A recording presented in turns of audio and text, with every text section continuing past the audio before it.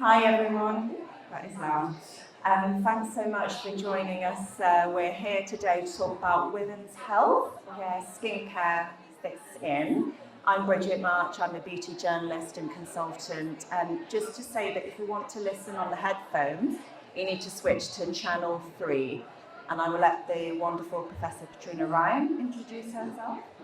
So I'm Professor Caitriona Ryan. I'm a consultant dermatologist and co-founder of the Institute of Dermatologists. And I'm also the dermatologist advisor to Skin, which is the first clinical skincare line for pregnancy and to support women's skin over all the hormonal changes in life. I help formulate the skincare line, and it's to support women through pregnancy, IVF, and then perimenopause and all of the menopausal changes that we see in skin.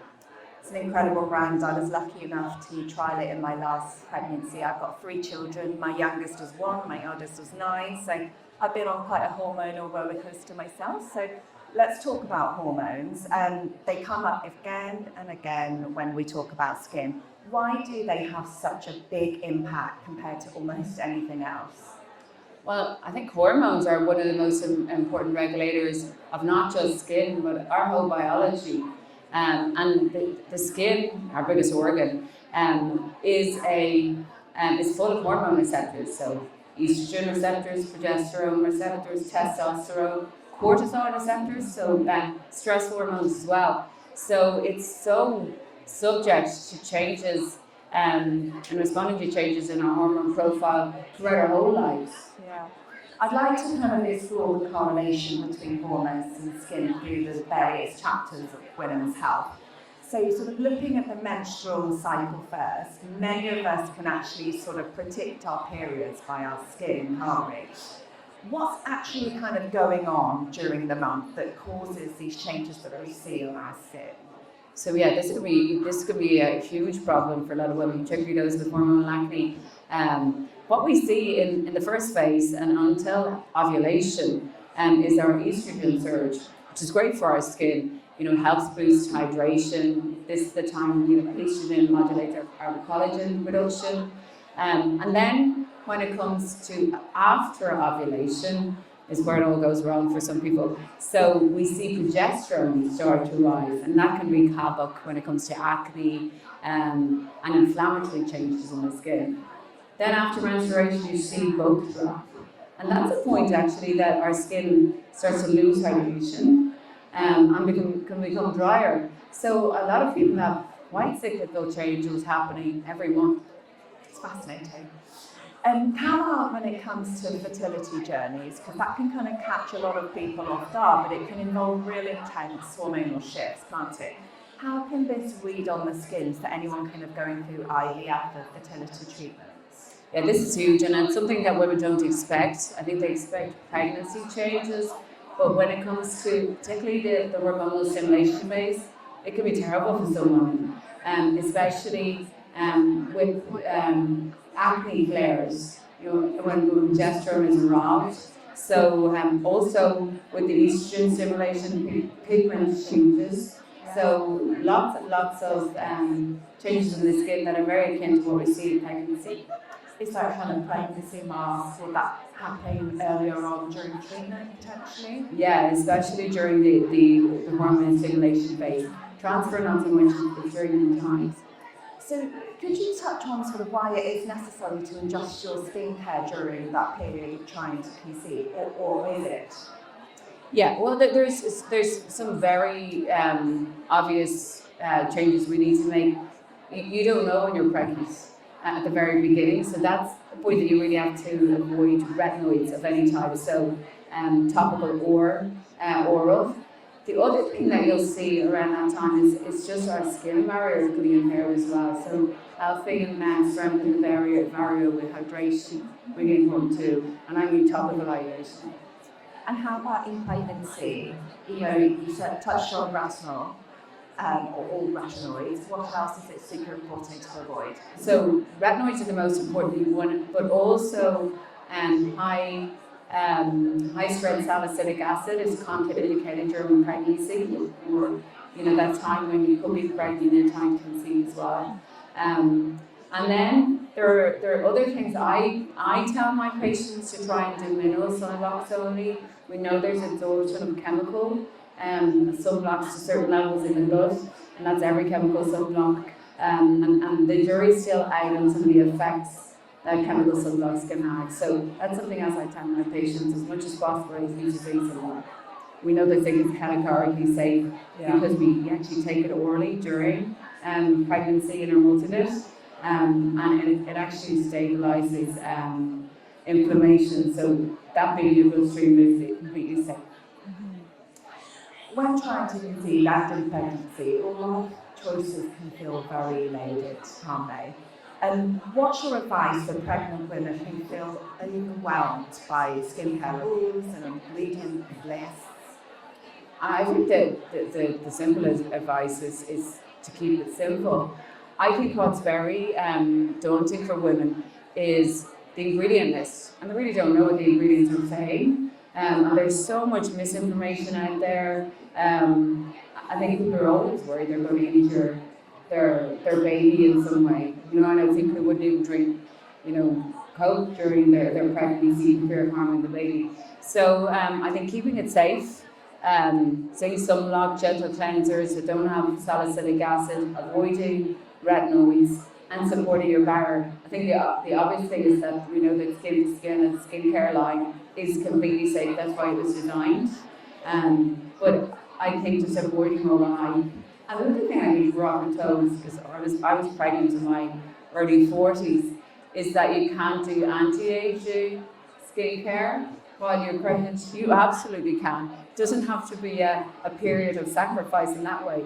So peptides are good. We have the potassium serum and astaxanthin instead of your retinoid. So you can continue with that. And then sunblock obviously is the most important anti-aging skincare product. So keep it simple, and you can still be your anti-aging. If that's what you do. That's what I love about skincare. It's still active, but it's safe. Yeah, exactly. And then, of course, touching on that, we don't want to do treatments and injectables, of course. Is that right? Yeah, we avoid everything during pregnancy. Some actually scientifically should be completely safe, like lasers, but just with metaphysically you can't do those. But no, you can't do anti-wrinkle injections, dermal fillers, anything that could get to the bloodstream. And with the hormonal changes, people are glowing, and you hear time and time again about the pregnancy glow. But in my experience, that's not always the case. I did have moments where I looked, I was healing, and then other moments of breaking out before just, it's just on a roller coaster. And why can this pregnancy be so unpredictable, and why can you have sort of one pregnancy where you're looking like this and another pregnancy where you're looking like why is it so variable? Because of your hormones, and everyone's, the way your hormones trigger all of the cells throughout the skin. So your, the different skin cell types, your vascularity. Like one of the biggest problems people can have is flares of rosacea and acne, and they're glowing for the wrong reasons. So it's hugely different. I have patients who never had acne in their lives and then developed horrendous scarring acne during their pregnancy, which is terrible. There's very little you can use to treat it systemically. Certain antibody types are okay. So it can be very different in different people. Again, psoriasis, eczema, most people improve, but some people flare. So everyone's very different when it comes to the pregnancy journey and the postpartum period as well. You can see terrible outbreaks of acne, psoriasis, eczema during that time. Yeah, that's what I was going to ask next actually. What does typically sort of postnatal skin look like? And does it depend on whether you're breastfeeding or not? Yeah, so that's a great question actually, the breastfeeding one. So after your pregnancy, you have that big drop in estrogen and progesterone again. So skin often can become very dull and dehydrated. And really important to get in there with your like ceramide, hyaluronic acid, and really hydrate your skin and your barrier. People, often my patients will say that their skin is just not what it used to be. It's getting back to where it needs to be. Patients can have awful acne and rosacea flares with those rapid hormonal shifts as well. And yes, unfortunately, breastfeeding can almost perpetuate all of those changes. So really, really important to support the skin barrier and make sure that you are stabilising inflammation and really hydrating your skin. Will it change again when you stop breastfeeding? I'm literally asking myself if it's not sweet. Yeah, it absolutely will, and hopefully improve as well. Over this kind of great. But those shifts can happen again as if you, so little breakouts, and then you should see your skin become more hydrated again over the next couple of weeks if you are weak. And that brings me on to my next point. Actually, for some of us, me, possibly you, the gap between being postnatal and perimenopausal isn't that wide. What are some of the sort of early stages of like skin hormonal shifts that might show on your face if you're sort of going into the perimenopause? That's a brilliant question. Actually, I had my last baby at 41, and I was on HRT 6 months later. So I plummeted into perimenopause, and it's so important. I actually often am the person who tells my patients, I think you might be perimenopausal. Because when that shifts, the balance between estrogen and androgen-like hormones, like they're the testosterone-like ones, changes. You'll see breakouts in people who haven't had breakouts, since their teens. So grumbling adult hormonal acne is a real sign for me. Sometimes it's female pelvic hair loss that triggers it. And the one thing you'll hear over and over is, like, what can I do to change up my skincare? My skin just looks dull, nothing is working for it. And again, that's the estrogen decline, which is, affecting the hydration levels of the skin and release their glow. So really important, again, at that point, you're upping your game when it comes to collagen banking and the skin barrier. Collagen and skin barrier is what, I really focus on in that population. Just thinking when you say about hormonal acne, does that typically appear in what, say, people have talked about down the jawline or on the chin, that can be a hormonal breakout? Yeah, so real signs of it are when it's lower face, so lower cheeks, jawline, and even neck. The lesions tend to be more cystic. So what can often happen with women is they're not getting many. Like, they might get one bad cyst a month, but as I always tell them, like, you're getting one extra scar a month. That is a lot over time. It's something that doesn't go away. So it's really important to intervene, look at your skincare, go to a dermatologist. Really, really important. The other thing I'll see is those premenstrual flares, when the hormone profile is even more androgen driven. So really important to go and see some of that point. So back to the perimenopause and menopause specifically. And you talked about sort of priorities being collagen banking. What else would you say for people at that stage? What should their priorities be for their skincare routines? Everything that really estrogen had helped. So we lose the collagen one, we lose 30% of our collagen in the space of 5 years. So really, really important. You're using really good sunblock, and you're using peptides and retinoids, acetate, and that sort of thing that will pump your skin full of collagen. The other big bit that I think a lot of women ignore is the barrier. Things you can do to support the barrier, and that's hyaluronic acid, niacinamide, longevity ingredients. Ectoin is a beautiful one that's in the night sheet, and ceramides are the big ones to restore your barrier. That'll do lots of things. It'll give you your glow back, but your texture is so much better again as well. And you're less prone to inflammation, so people who are prone to rosacea, acne, I think often they do the opposite. They're going to the acne section and actually drying out the skin sends those sebaceous glands into overdrive and inflames rosacea. So be really, really good to your skin and support your barrier. What would be like your top 3 treatments for, whether it's in the menopause, like treatments? So you're talking about injectables, that sort of thing. My favourite is definitely Sculptra. It's my favourite dermal filler because it's a biostimulator. That's collagen. I think anti wrinkle injections are a given here. And then I love lasers that will really stimulate the dermis. So my favourite is a combination of CO2 with radio frequency microneedling. We have a Secret Pro machine, and I'm getting mine done now 2 weeks again. It's been 2 years. Game changer. But I have a whole list. Probably need to be charged out of 2. Is that for pigmentation and collagen stimulations? So the Secret Pro is for collagen stimulation and textural changes. Not so much for pigmentation. We use a lot of IPL for that, and XL really my favourite. Pigmentation, the most important thing I always say is a tinted thing. Some of that. The amount of people I've come into my clinic who have had ever treatment during sun, they're not wearing the right sun not. Like they're throwing the way down the drain. One of my favourite parts of the skin collection actually is their Gold Glow.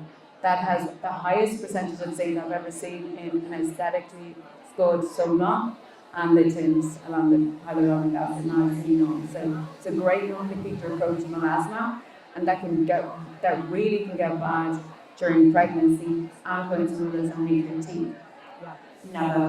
Yes.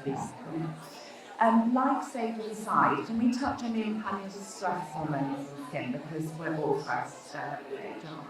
Yeah, and I think as much as we can do relaxation mechanisms, we can't take away the stress. So stress has huge impact on cortisol levels, which do nothing good for the skin really. Acne breakouts can actually change your vascularity, give you that one type of complexion as well, and de-irritates the skin. So the other thing that stress will impact is your sleep, and getting good sleep is hugely important for the regenerative cycles in your skin too. So it has impacts on every part of our well-being. So again, in somebody who has sort of stress-induced flares, supporting your skin barriers is really important. And then finally, should you sort of look forward? Is there sort of conversations about women's health that you hope will continue to evolve? Are there any sort of taboos, myths that you feel need to be, continue to be busted? Or what I would love is that these whole viral TikTok trends and people getting their information from social media and more importantly misinformation could go away. And really having clarity for women, because it's so complicated. Our whole life is a hormonal journey. So having clarity on what is happening and what you need to do in different stages of your life, and have it be evidence-based. I'm all about the data.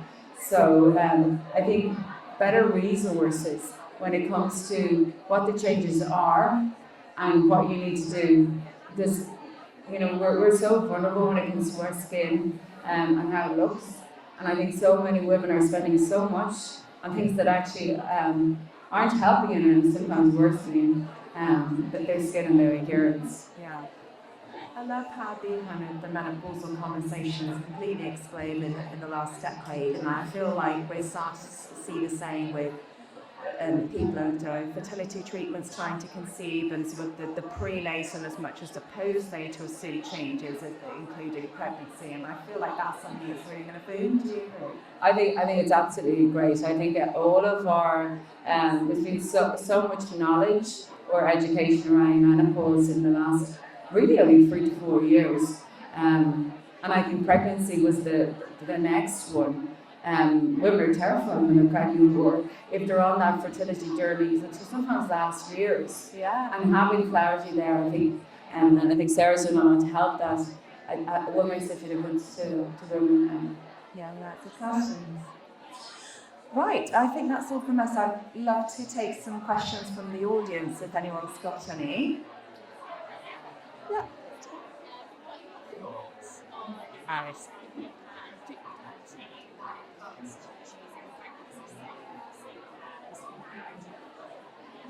apps like Yuck and Think Dirty and how they kind of relate to pregnancy and choices? Such a great question, because I have not just patients coming in, but like terrified emails coming in from patients sometimes saying, I looked up, the sunblock I just got on Yucca, and it's like giving me a red or whatever those apps do, and they're terrified that they've actually done damage to their baby already.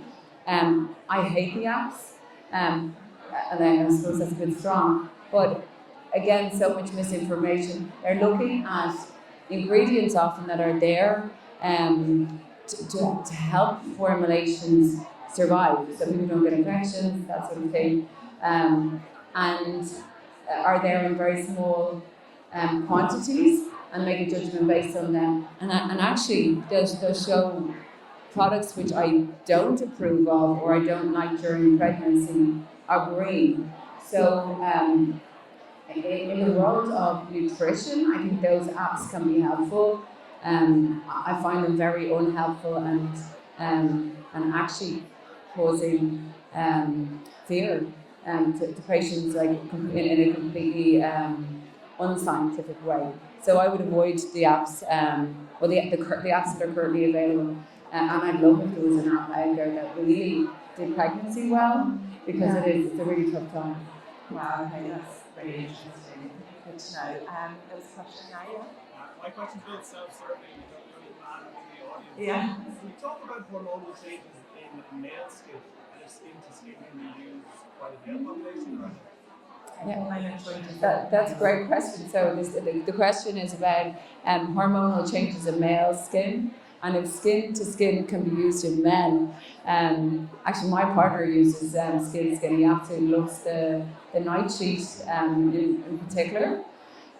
So the answer is yes. Oh my gosh, men have just as many hormonal, they have the same volume of hormone receptors in the skin, and testosterone can drive acne in a terrible way, especially in we see the worst form of acne that's one called acne fulminans in young men who are usually about 14, 15. That could be the most disfiguring acne that you can have, and it's because of that surge that happens in puberty. So and of course the other thing that testosterone drives and their testosterone receptors is hair loss, which will be devastating for men, especially if they get very early male pattern hair loss. So yes, skin to skin is great when it comes to stabilizing the skin barrier. The multitasking serum has an azelaic acid derivative and a whole host of anti-inflammatory ingredients, which is great for acne-prone skin. Use that morning and evening. So yeah, the supplanter it's for everyone. And I think a lot of women who use skin to skin in pregnancy, certainly my patients, are still doing it. We're on a hormonal journey from pretty much puberty until the coffin. So it supports all of these hormonal shifts that we face throughout womanhood and the male journey. Yeah, they're just beautiful products. My husband loves the Good to Glow. Yeah, Glow to Go. I actually named the products, and I should know better, but I'm tired this morning. Yeah, he loves that one. Yeah. They're just gorgeous products regardless of age or gender, aren't they? Any more questions? Yeah.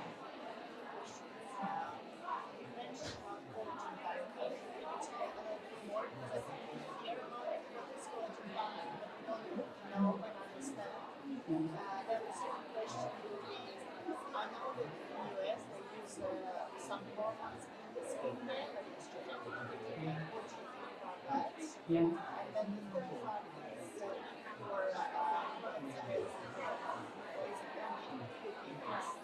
Okay, so they're all great questions.